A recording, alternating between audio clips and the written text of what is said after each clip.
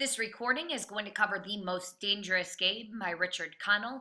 The specific focus is going to be on pages 67 to 74. Now, at this point in the story, our main character Rainsford has fallen off of his ship and he has had to swim to the nearest island, Ship Trap Island, upon which he finds this huge mansion. And in the mansion, there are two men living. One's name is Ivan. He's a huge giant, deaf and dumb. He seems to be serving a man named General Zaroff. Now, General Zaroff is dressed in the finest clothes, and we also find out that he is extremely into hunting. Now, as their first meeting continues, Rainsford has dinner with General Zaroff, and as General Zaroff continues to talk, he talks about how hunting was beginning to bore him. And we come to find out that he has, in his own words, has created a new type of hunting. And eventually we come to find out that means that he is hunting humans. Now, Rainsford is not cool with this. So he sees this as murder. He's not interested. But General Zaroff says he's going to take Rainsford on a hunt the following day. So where we ended on page 66 is we stopped where Rainsford is lying in bed. His head is spinning. He doesn't know what to think of things. And he goes to open the door because he thinks he hears footsteps outside and discovers that the door is locked. So he's been locked into this bedroom. All right, let's go ahead and get started on page 67. Once he thought he heard stealthy steps in the corridor outside his room. He sought to throw open the door. It would not open. He went to the window and looked out. His room was high up in one of the towers. The lights of the chateau were out now, and it was dark and silent. But there was a fragment of sallow moon, and by its one light he could see, dimly, the courtyard. There, weaving in and out in a pattern of shadow, were black, noiseless forms. The hounds heard him at the window and looked up expectantly with their green eyes. Rainsford went back to the bed and lay down. By many methods he tried to put himself to sleep. He had achieved a doze when, just as morning began to come, he heard, far off in the jungle, the faint report of a pistol. General Zaroff did not appear until luncheon. He was dressed faultlessly in tweeds of a country squire. He was solicitous about the state of Rainsford's health. "As for me," sighed the general, "I do not feel so well. I am worried, Mr. Rainsford. Last night I detected traces of my old complaint." To Rainsford's questioning glance, the general said, "New boredom."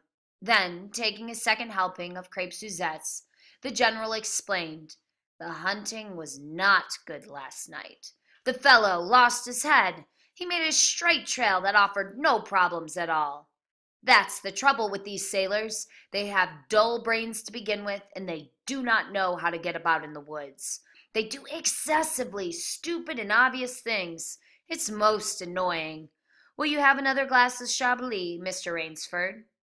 "General," said Rainsford firmly, "I wish to leave this island at once." The general raised his thickets of eyebrows. He seemed hurt. "But, my dear fellow," said the general protested, "you've only just come. You've had no hunting." "I wish to go today," said Rainsford. He saw the dead black eyes of the general on him, studying him. General Zaroff's face suddenly brightened. He filled Rainsford's glass with venerable Chablis from a dusty bottle. "Tonight," said the general, "we will hunt, you and I." Rainsford shook his head. "No, General," he said, "I will not hunt." The general shrugged his shoulders and delicately ate a hothouse grape. "As you wish, my friend," he said. "The choice rests entirely with you. But may I not venture to suggest that you will find my idea of sport more diverting than Ivan's?" He nodded toward the corner, to where the giant stood, scowling, his thick arms crossed on his hogshead of a chest. "You don't mean," cried Rainsford. "My dear fellow," said the general, "have I not told you I always mean what I say about hunting? This is really an inspiration. I drink to a foeman worthy of my steel, at last." The general raised his glass, but Rainsford sat staring at him.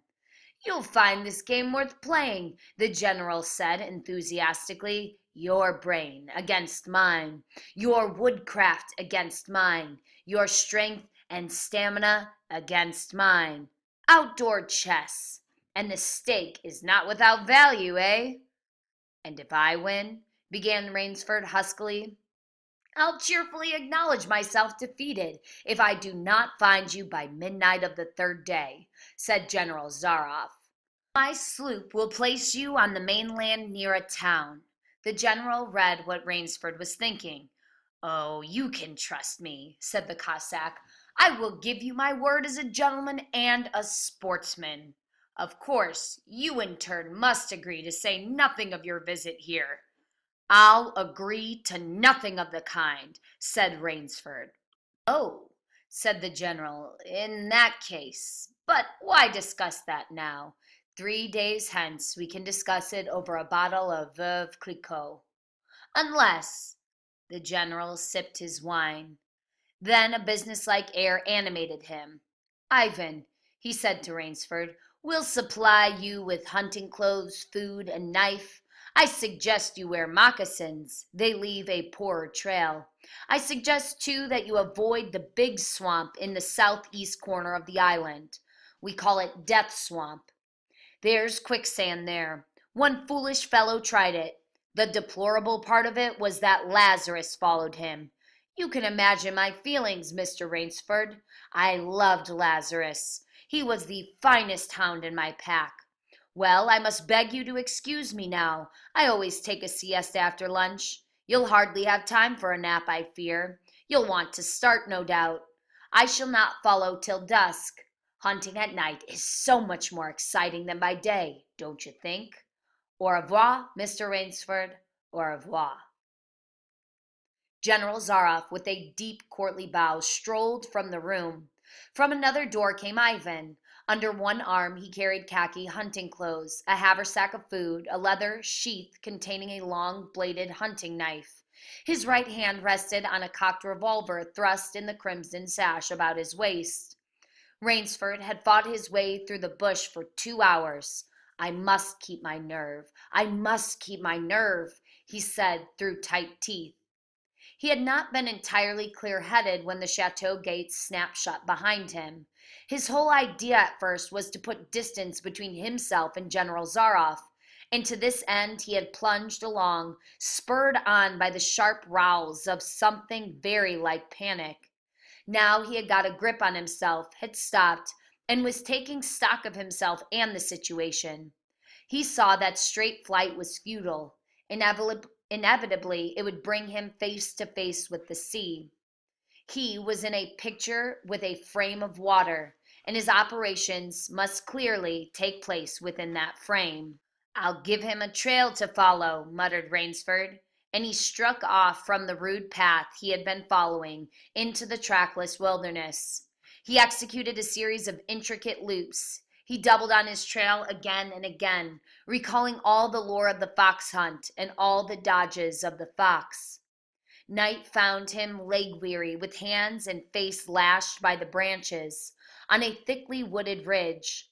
He knew it would be insane to blunder on through the dark, even if he had the strength. His need for rest was imperative, and he thought, "I have played the fox, now I must play the cat of the fable." A big tree with a thick trunk and outspread branches was nearby, and taking care to leave not the slightest mark, he climbed up into the crotch and, stretching out on one of the broad limbs after a fashion, rested. Rest brought him new confidence and almost a feeling of security. Even so zealous a hunter as General Zaroff could not trace him there, he told himself. Only the devil himself could follow that complicated trail through the jungle after dark. But perhaps the general was a devil. An apprehensive night crawled slowly by like a wounded snake, and sleep did not visit Rainsford, although the silence of a dead world was on the jungle. Toward morning, when a dingy gray was varnishing the sky, the cry of some startled bird focused Rainsford's attention in that direction. Something was coming through the bush. coming slowly, carefully, coming by the same winding way Rainsford had come. He flattened himself down on the limb, and through a screen of leaves almost as thick as tapestry, he watched. The thing that was approaching was a man. It was General Zaroff. He made his way along with his eyes fixed in utmost concentration on the ground before him. He paused almost beneath the tree, dropped to his knees, and studied the ground. Rainsford's impulse was to hurl himself down like a panther, but he saw the general's right hand held something metallic, a small automatic pistol. The hunter shook his head several times as if he were puzzled. Then he straightened up and took from his case one of his black cigarettes. Its pungent, incense-like smoke floated up to Rainsford's nostrils. Rainsford held his breath. The general's eyes had left the ground and were traveling inch by inch up the tree. Rainsford froze there, every muscle tensed for a spring. But the sharp eyes of the hunter stopped before they reached the limb where Rainsford lay. A smile spread over his brown face. Very deliberately, he blew a smoke ring into the air. Then he turned his back on the tree and walked carelessly away, back along the trail he had come. The swish of the underbrush against his hunting boots grew fainter and fainter. The pent-up air burst hotly from Rainsford's lungs. His first thought made him feel sick and numb. The general could follow a trail through the woods at night. He could follow an extremely difficult trail. He must have uncanny powers. Only by the merest chance had the Cossack failed to see his quarry. Rainsford's second thought was even more terrible. It sent a shudder of cold horror through his whole being. Why had the general smiled? Why had he turned back? Rainsford did not want to believe what his reason told him was true, but the truth was as evident as the sun that had by now pushed through the morning mists. The general was playing with him. The general was saving him for another day's sport. The Cossack was the cat. He was the mouse. Then it was that Rainsford knew the full meaning of terror. I will not lose my nerve. I will not. He slid down from the tree and struck off again into the woods. His face was set, and he forced the machinery of his mind to function. 300 yards from his hiding place, he stopped where a huge dead tree leaned precariously on a smaller, living one. Throwing off his sack of food, Rainsford took his knife from its sheath and began to work with all of his energy. The job was finished at last, and he threw himself down behind a fallen log 100 feet away. He did not have to wait long. The cat was coming again to play with the mouse. Following the trail with the sureness of a bloodhound came General Zaroff. Nothing escaped those searching black eyes. No crushed blade of grass, no bent twig, no mark, no matter how faint in the moss.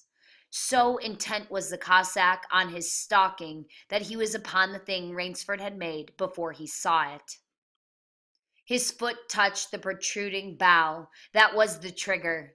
Even as he touched it, the general sensed his danger and leaped back with the agility of an ape. But he was not quite quick enough. The dead tree, delicately adjusted to rest on the cut living one, crashed down and struck the general a glancing blow on the shoulder as it fell. Before his alertness, he must have been smashed beneath it. He staggered, but he did not fall, nor did he drop his revolver. He stood there, rubbing his injured shoulder, and Rainsford, with fear again gripping his heart, heard the general's mocking laugh ring through the jungle. "Rainsford," called the general, "if you are within sound of my voice, as I suppose you are, let me congratulate you. Not many men know how to make a Malay man-catcher. Luckily for me, I too have hunted in Malacca. You are proving interesting, Mr. Rainsford. I am going now to have my wound dressed. It's only a slight one, but I shall be back. I shall be back."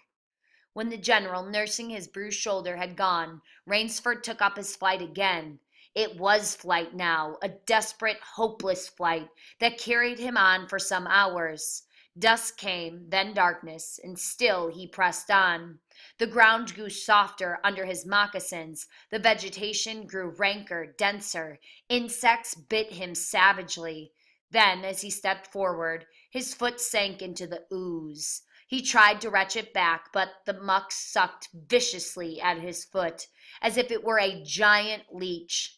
With a violent effort, he tore his foot loose. He knew where he was now. Death Swamp and its quicksand. His hands were tight closed as if his nerve were something tangible that someone in the darkness was trying to tear from his grip. The softness of the earth had given him an idea. He stepped back from the quicksand a dozen feet or so, and like some huge prehistoric beaver, he began to dig. Rainsford had dug himself in France when a second's delay meant death. That had been a placid pastime compared to his digging now. The pit grew deeper. When it was above his shoulders, he climbed out, and from some hard saplings cut stakes and sharpened them to a fine point. These stakes he planted in the bottom of the pit with the points sticking up. With flying fingers, he wove a rough carpet of weeds and branches, and with it he covered the mouth of the pit. Then, wet with sweat and aching with tiredness, he crouched behind the stump of a lightning-charred tree. He knew his pursuer was coming. He heard the padding sound of feet on the soft earth, and the night breeze brought him the perfume of the general's cigarette. It seemed to Rainsford that the general was coming with unusual swiftness. He was not feeling his way along foot by foot. Rainsford, crouching there, could not see the general, nor could he see the pit. He lived a year in a minute. Then he felt an impulse to cry aloud with joy, for he heard the sharp crackle of the breaking branches as the cover of the pit gave way. He heard the sharp scream of pain as the pointed stakes found their mark. He leaped up from his place of concealment. Then he cowered back. 3 feet from the pit, a man was standing with an electric torch in his hand. "You've done well, Rainsford," the voice of the general called. "Your Burmese tiger pit has claimed one of my best dogs. Again you score, I think, Mr. Rainsford. I'll see what you can do against my whole pack. I'm going home for a rest now. Thank you for a most amusing evening."